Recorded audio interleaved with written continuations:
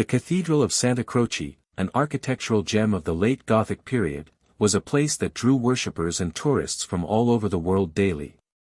Its high vaulted ceilings, adorned with intricate stained glass windows, created an atmosphere of peace and reflection. It was a space where people came to pray, seek comfort, or simply lose themselves in the beauty of the sacred. That day, the cathedral buzzed with its usual flow of visitors. Some wandered silently, holding paper guides in their hands, while others paused to take photographs of the aisles and altars. Among the crowd, a man with a video camera seemed particularly captivated by the surroundings. He was a tourist, like many others, but with a keen eye for detail. He filmed videos for his channel, a collection of travel fragments he shared with his followers. Suddenly, as the camera panned along a side aisle, something caught his attention. The scene unfolding before him was unusual. An elderly priest, impeccably dressed in a dark cassock, stood next to a confessional, while a nun, kneeling before him, seemed positioned at the height of his intimate areas. The priest had one hand resting on the nun's head, a gesture that, from that perspective, appeared highly questionable. The man with the camera hesitated only briefly before hitting record. He wasn't certain what was happening, but the scene, viewed through the lens, had an unmistakable implication. Around him, some tourists noticed the same situation and began whispering among themselves. A few took photographs, while others stared in disbelief, unsure of what to think. The tourist continued filming, slightly adjusting the camera's angle. From every viewpoint, the image seemed to confirm the worst.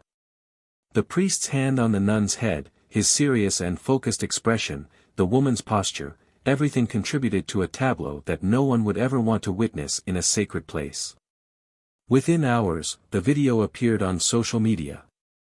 Posted with a deliberately provocative title, "Caught in the Confessional, Priest and Nun in a Scandalous Scene," it immediately garnered attention.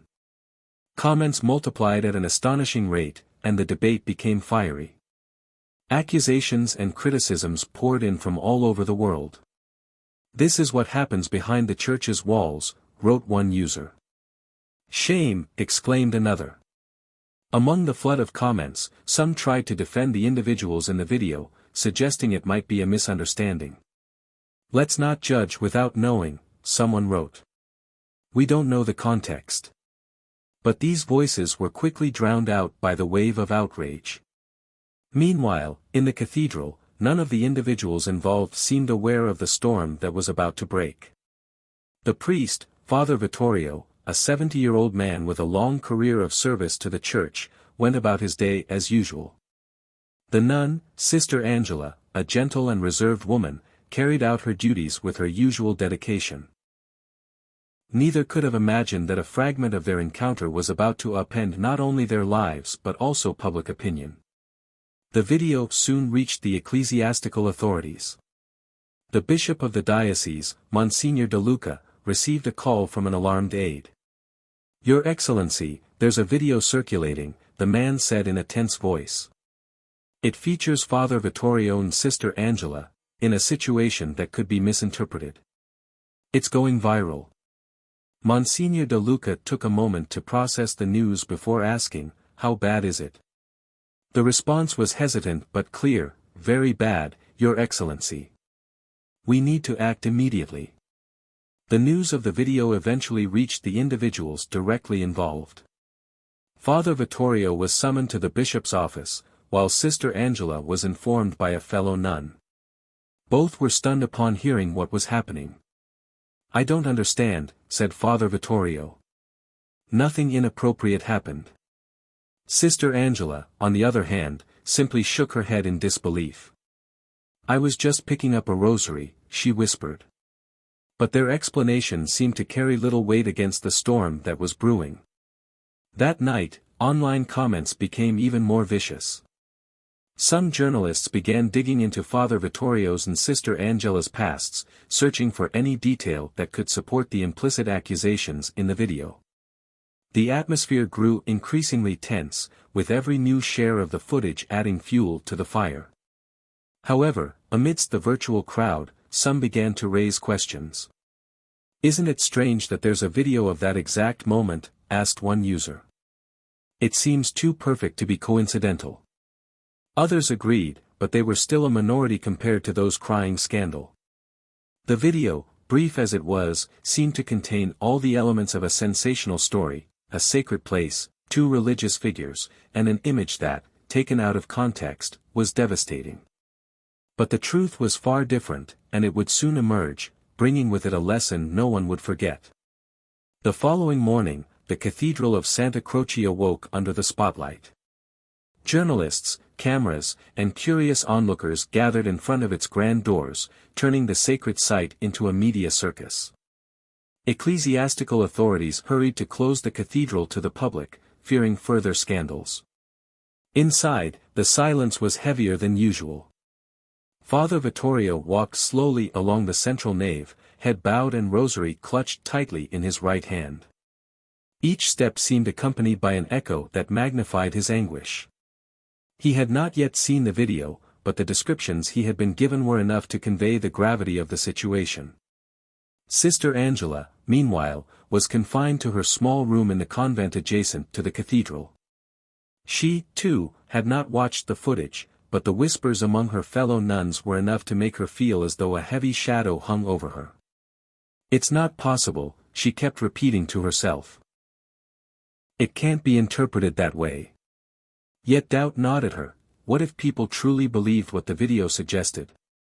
Meanwhile, on social media and in newsrooms, the situation was escalating. The video had garnered millions of views, and every platform was flooded with comments. Some were ferocious. "The church has always been a den of hypocrisy," wrote one user. Others, however, began to question the authenticity of the footage. "Why is the video so short? Doesn't it seem like something is missing?" wondered another commenter. But these questions were quickly drowned out by the collective outrage. Meanwhile, Bishop De Luca made a drastic decision.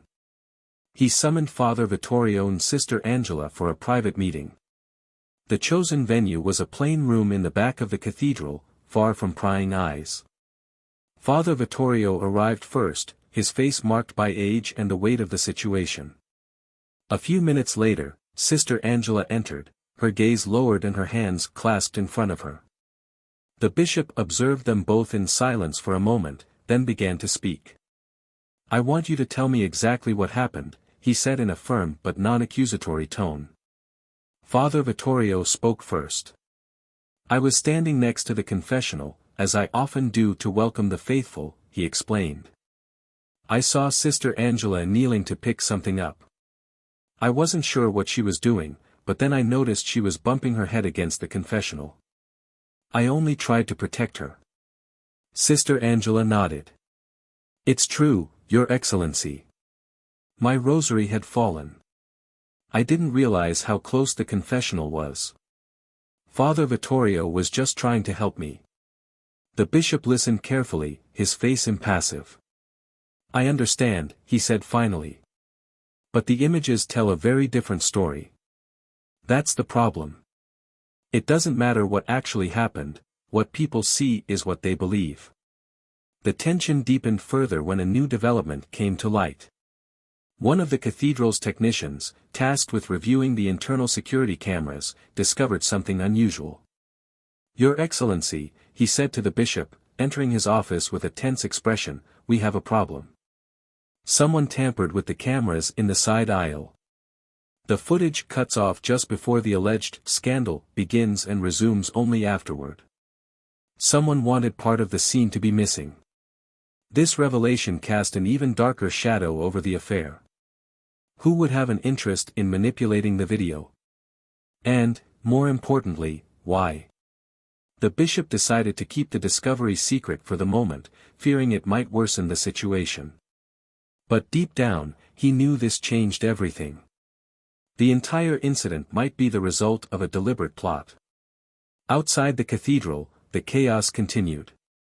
Journalists hounded anyone connected to the local church, seeking statements or comments. A young tourist who had been present during the recording, made an appearance on social media, sharing her version of events. "I don't know what they were doing," she said in a video, but the angle was strange. It really did look like something inappropriate. "I didn't see everything, though. I just took a photo and left." This testimony, rather than clarifying the situation, only fueled further doubts and speculation. Meanwhile, the community's faithful were divided. Some openly sided with Father Vittorio and Sister Angela, recalling their lives dedicated to service and prayer. Others, however, began to harbor doubts. "We can't ignore what we saw," they said. "The church must be transparent." A young sacristan, Lorenzo, who often worked behind the scenes, approached Sister Angela with an anxious expression. "Sister," he whispered, "I think I know who might have done this." Sister Angela looked at him in surprise. "What do you mean?" Lorenzo lowered his gaze. "A few days ago, I saw a strange man wandering around the side aisle with a small camera. He didn't look like a regular tourist. When he saw me, he quickly walked away. Maybe he has something to do with the video." This information sparked a glimmer of hope in Sister Angela, but also a new unease. Who was this man? And what did he hope to achieve with the footage? Questions mounted, and the mystery deepened. Meanwhile, public attention showed no signs of waning. The cathedral, meant to be a place of peace, had become the epicenter of a storm threatening to engulf everything. The following hours turned into a race against time. The new information from the young sacristan, combined with the tampered cameras, had added a crucial piece to the puzzle. Yet for Father Vittorio and Sister Angela, the pressure was unbearable. Both found themselves praying more intensely than ever, entrusting their hope to the belief that the truth would emerge. Bishop De Luca, in the meantime, decided to take action. He hired an expert in video analysis and handed over all the material collected so far, including the footage from the compromised cameras. "I want to know who did this," he said firmly. "And I want the truth to come to light, no matter the cost." The breakthrough came the following day. The technician handed his findings to the bishop, and what he revealed left everyone speechless. The original video recorded by the tourist had been cut and manipulated to exclude crucial details. Specifically, the full sequence clearly showed Sister Angela kneeling to pick up a fallen rosary and, in doing so, inadvertently bumping her head against the confessional. Father Vittorio, noticing the situation, had placed a hand on her forehead to protect her from hitting the wooden structure. The scene, in its entirety, was completely innocent, a gesture of pure care and attentiveness. But there was more. Upon analyzing the data from the file, the technician discovered that the video had been initially sent to an anonymous social media page from an IP address linked to a local individual. After further investigation, the responsible man's identity was uncovered. It was a former parish member, expelled years ago for inappropriate behavior and harboring resentment toward the church. Armed with this new evidence, the bishop called a press conference. The room was packed with journalists, photographers, and onlookers. The atmosphere was tense, but Monsignor De Luca, wearing a solemn expression, approached the podium. "Thank you for being here," he began in a firm voice. "Over the past few days, our cathedral has been at the center of a scandal that has shaken not only our community but also public opinion. Today, I am here to share the truth with you." The bishop clearly explained everything that had transpired, presenting the full video and evidence of the manipulation. As the original footage was played, an unreal silence fell over the room. Every movement, every gesture of Father Vittorio and Sister Angela now appeared in an entirely different light. There was nothing inappropriate, nothing scandalous, just an unfortunate moment captured from an angle that distorted its meaning. When the video ended, the bishop concluded, "This incident reminds us of the importance of not judging based on appearances. Technology can be a powerful tool, but it can also be used to deceive. Father Vittorio and Sister Angela have been victims of falsehood, and today we seek justice for them." The reactions were immediate. Journalists, taken aback by the revelation, began asking questions, but the bishop simply reiterated the truth. On social media, where the manipulated video had sown outrage, posts of apologies and reflections began to appear. "I'm sorry for judging," wrote one user. "This teaches us how easy it is to fall into the trap of appearances." In the local community, the atmosphere shifted quickly.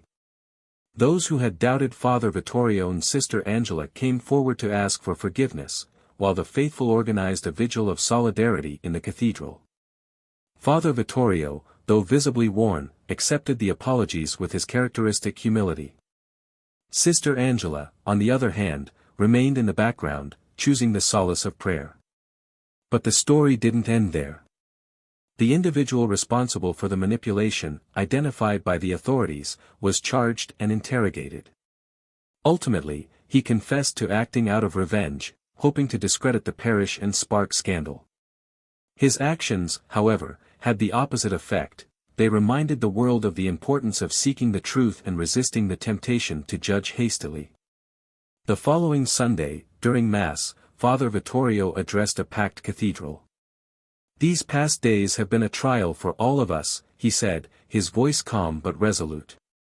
"And yet, even in difficulty, we have found a lesson. The commandment, 'You shall not bear false witness,' is not just a rule but a guide for living with integrity. The truth, even when it seems fragile, is stronger than any lie." His words were met with thunderous applause, but Father Vittorio raised a hand to ask for silence. "And now," he concluded, "let us return to what truly matters: faith, compassion, and mutual understanding." From that day on, the Cathedral of Santa Croce was no longer remembered for the scandal but for the lesson in humility and truth it had offered. Father Vittorio and Sister Angela continued their service, more respected than ever, while the community learned to look beyond appearances and always seek the deeper meaning.